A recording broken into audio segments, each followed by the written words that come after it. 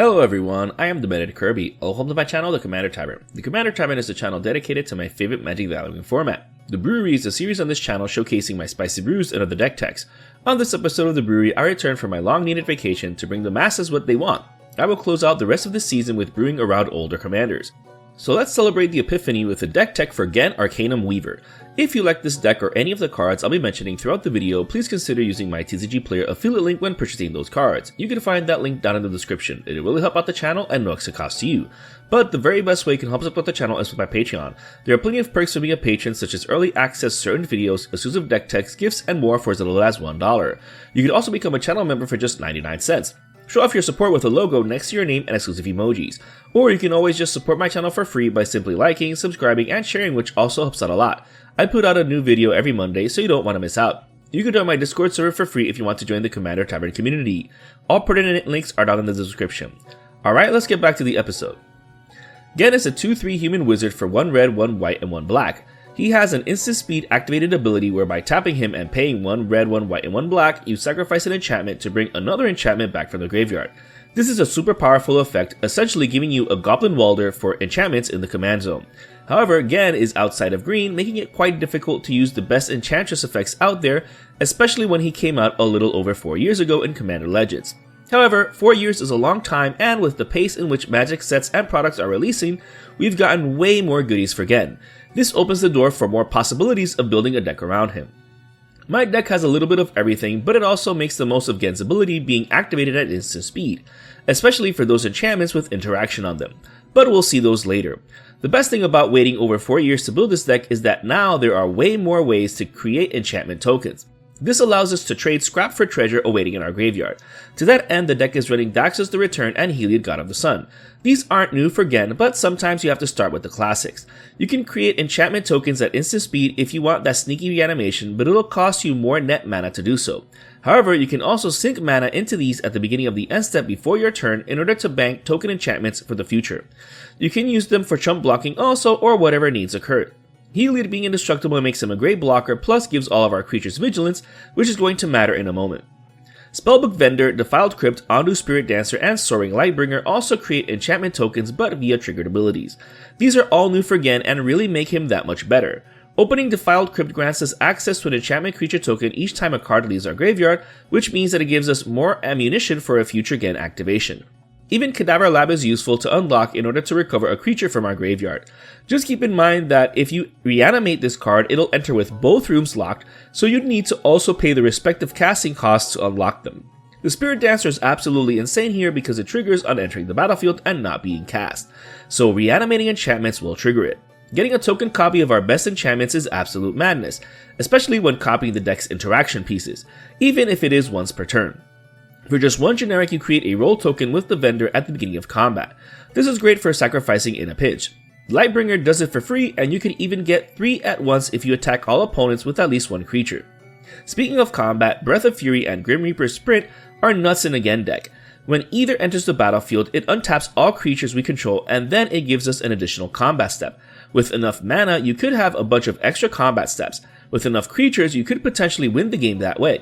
Combine with any of the cards that create enchantment tokens at the beginning of combat, and you will always have fodder to put these through Ghen's revolving door, especially with attacking with something like Demons of Fate's design each time. Granted, you need resources to make it bigger, but it's already a 6/6 flyer with trample that's attacking multiple times. As a bonus, you can also pay life instead of mana for the first enchantment spell you cast during your turn. You could also potentially end the game with Opalescence and Starfield of Nyx. Animating all your enchantments makes for a harrowing board state, especially if you can swing in multiple times a turn. Even without Breath of Fury and Grim Reaper Sprint, Heliod giving vigilance to all of your creatures might help us be more aggressive as we build our board state, especially since we can reanimate those fallen enchantment creatures. As a bonus, the Starfield helps reanimate an enchantment during our upkeep, which is amazing in this deck. Same with Hall of Heliod's Generosity, which might top deck the enchantment, but at least it doesn't take up a slot in the deck. However, Opalescence and Starfield of Nyx really shine after a blowout casting of either Replenish, Brilliant Restoration, Redress Fate, or Triumphant Reckoning. For grindier games, if we're lucky no one is exiling graveyards, it'll start collecting more enchantments that we can dig out. Fortunately, we can mass reanimate all of our enchantments with either of these spells. With those enchantments now being animated, we can quickly overwhelm the board. Thus, aggroing out is one of the ways the deck aims to win. Ajani's chosen Archon of Sun's Grace and Ghostly Dancers, while not creating enchantment creature tokens, can also help us close out games with reanimating all of our enchantments in the graveyard. Any combination of these will get us a massive army of chump blockers or pieces to an alpha strike either incrementally or all at once. These are amazing here, especially with the 2 extra combat enchantments. Auric Lore Mage is included in order to always get either Breath of Fury or Grim Reaper Sprint into our graveyard at instant speed, but you can also do this for any key enchantment in the deck, especially ones that help assemble those epic engines, or even interaction pieces if you need to get rid of something at instant speed for just one of each of your deck's colors. Since I keep mentioning instant speed interaction tricks, let's go over them to get them to showcase other ways this deck is dangerous. Apart from amassing a game-ending army, we can also severely disrupt our opponent's boards. Thoughrender, Lamia, and Hopeless Nightmare have our opponents discard cards when they enter. Not only that, but the Lamia can do so whenever any enchantment enters our battlefield. We can potentially lock out a player from the game by having them discard their only card from their hand at the beginning of the main phase, or do so incidentally whenever we have an enchantment enter the battlefield. It's just so good here, especially Hopeless Nightmare. Whenever it goes to the graveyard from the battlefield, we scry 2, so it gives us value when sacrificed later on with Ghen. If that weren't enough, it also has the table lose 2 life whenever it enters. So if we're recycling this enchantment multiple times, not only are we depriving the table of cards, but we're also pinging them. Same with cards like Origin of the Hidden Ones and Overlord of the Boulder Bridges. These are great to get rid of planeswalkers and utility creatures when they enter, but we can also send that burn to an opponent's face if there's nothing else worth hitting. The Saga sticking around is another way the deck makes tokens too. The best part of the Overlord is we can cast it with Impending first, but if we reanimate it, it's a creature without time counters, which is great here. The Eldest Reborn and Sheoldred also provide disruption. While Sheoldred is a creature, it's a 4/5 with Menace that has opponents sacrifice a non-token creature or walker when it enters. However, it's very easy to transform into its Saga side. Like the Eldest Reborn, the True Scriptures has chapters that disrupt opponents. The best thing about Sagas is that they have a built-in sacrifice clause when their last chapter triggers. You can take advantage of this by sacrificing them with Ghen with that trigger on the stack in order to reanimate any other enchantment in your graveyard. That way, you make the absolute most of any Saga you control. While you can't reanimate Sheoldred as the True Scriptures, you don't need to, since it'll return as Sheoldred when it's done. Super oppressive. Same with Seal of Cleansing, Aura of Silence, and Seal of Doom, some more of the deck's interaction pieces. While you can't cast these at instant speed, you can sacrifice them as such. These provide a sort of bargaining chip or a threat against opponents while on the field. But once in the graveyard, you can get them back at instant speed with Ghen and sacrifice them at instant speed while holding priority. That way, you do have instant speed interaction in the deck. Granted, some hoops need to be jumped through, but more often than not, you'll get there. Just like with Authority of the Consuls, Darkseal Mutation, Grasp of Fate, The Princess Takes Flight, One Ring to Rule Them All, Phyrexian Scriptures, Vault 75 Middle School, Battle of the Hell Vault, and The Night of the Doctor. All of these do something when entering the battlefield, especially since Sagas trigger their first chapter on entering. Imagine being able to wipe the board at instant speed by reanimating any of these Sagas that have a board wipe as their first chapter. And, as previously mentioned, sacrificing Sagas in response to their final chapter is that pro-gamer move that we can achieve thanks to Ghen. Imagine juggling board wipe Sagas once Ghen is indestructible. Super busted. Righteous Aura and Sphere of Safety are the only 2 pillow fort effects in the deck, and I see them as more ways to annoy your opponents. The first one is amazing against large sources of damage. Oh, your commander has 21 power? Nah, I'll lose 2 life instead and take nothing. The second one makes you damn near unattackable here, so it's definitely worth including in an enchantment heavy deck like this one. Sphere of Safety is especially busted once you have your massive army, since you can attack everyone, but no one can attack you. Alseid of Life's Bounty makes opponents' single target interaction moot, as long as it's not colorless. This one is similar to the Seal type enchantment seen earlier, but just like them, you can reanimate it with Ghen for that instant speed protection for later on. Conventional protection like Lightning Greaves, Swiftfoot Boots, Champion's Helm, and Mithril Coat is still included, especially the coat when equipped again while you're juggling board wipe Sagas. Either you win by aggroing out or nobody does. Illusionist Bracers and Battle Mage's Bracers are more equipment, but these are almost necessary here. Ghen can be a bit slow in the quote-unquote fair magic sense since he needs to tap to activate. However, with either of these equipment attached, you only need to sacrifice 1 enchantment in order to return 2 other enchantments from your graveyard, giving you further value from your commander. With both equipped, then it's 3 for 1. Amazing. You could also run something like Sword of the Power Runes in order to pay 3 to untap Ghen, but I feel like that's too much mana intensive, and I'd rather have incremental value with the deck functioning normally than depending too much on the commander. Same with something like Gauntlets of Light. You could include them if you wanted to, especially since you can recover this with Ghen should someone get rid of it, but I found them too mana consuming when testing. Since Ghen can reanimate enchantments, you don't really need to cast them, so you can make the most out of looting, rummaging, and self-milling effects to use your graveyard as a cache for enchantment. To that end, the decks running Gaia Reach Sanitarium, Artist's Talent, Bitter Union, Ripples of Undeath, Witch's Mark, and Victor Valgavoth's Seneschal. The Sanitarium might hit all players, but that's fine since it still helps us more and it doesn't take up a slot in the deck.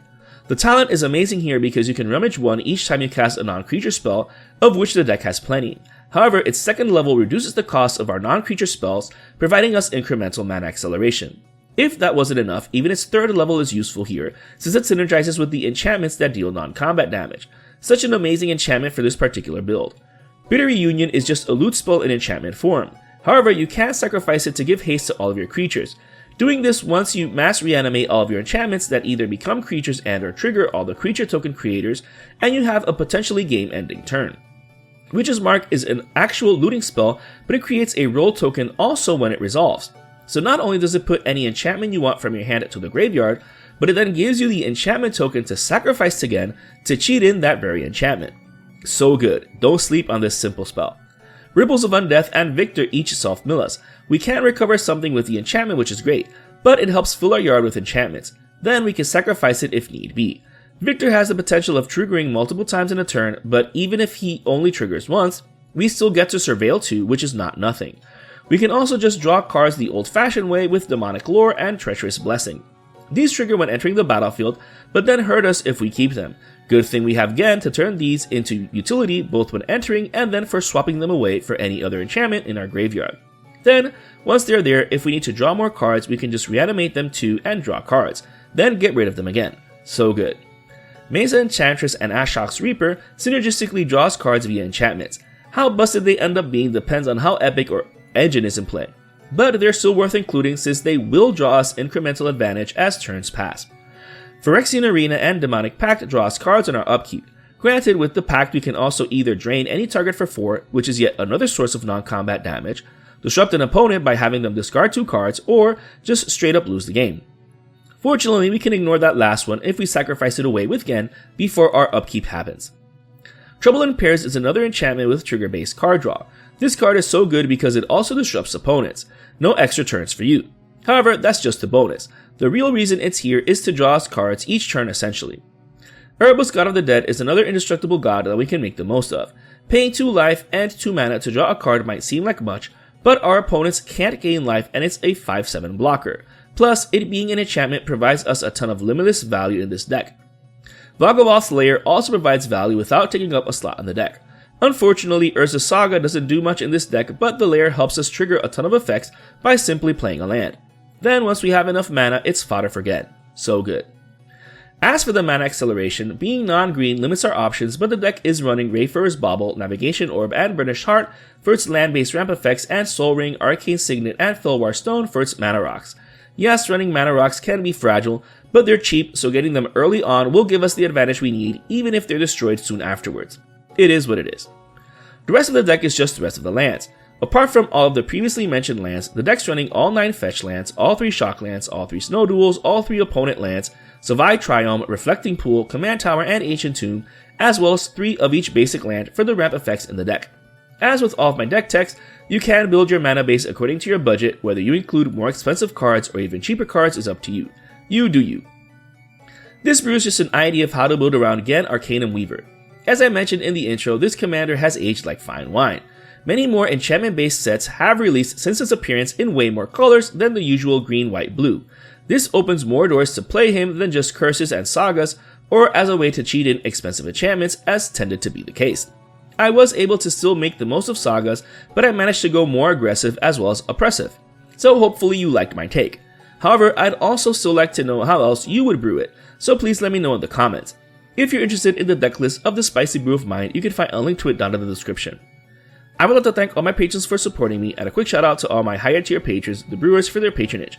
I'd also like to thank anyone using my TCG Player affiliate link. That also helps out the channel. I also want to thank any channel members. Your membership is greatly appreciated.